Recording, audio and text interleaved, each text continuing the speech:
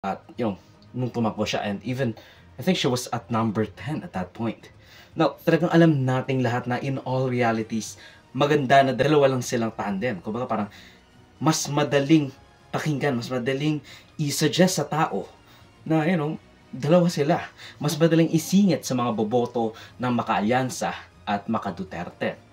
And no, I won't attribute Kiko Mam's success to personalities or endorsements like by Iglesia ni Cristo or any fucking governors and all that stuff.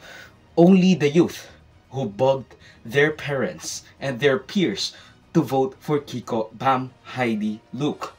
It's the students pushing their parents to vote for the two. Wala ring malakasang block voting ang Alyansa and Duterte, with many even under voting. I know I have.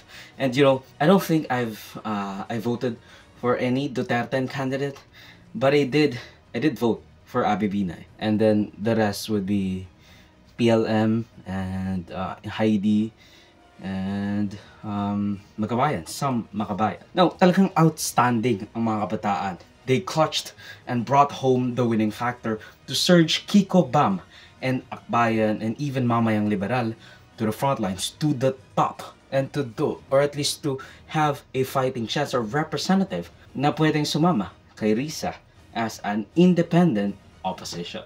Although, mas maganda sana kung hindi masyadong nag-dominate ang Akbayan, kasi nanakawan tuloy ang Makabayan bloc with Gabriela post to losing their seat, their only seat, unless ma-disqualify ang Sang Portales ahead of them.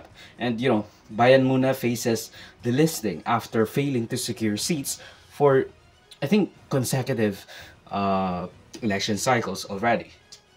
Now, sa susunod, isasama na rin natin si Heidi Mendoza, Luke Espiritu, even Leody de Guzman, although a lot of people kind of had the icky when it comes to her and, the Makabayan bets. I mean, isipin mo, Heidi had like 6 million people voting for her, top 21. So, that's mind-blowing. Kasi kahit dito sa Caloocan, which is Duterte town, top 12 siya. So, that's mind-blowing.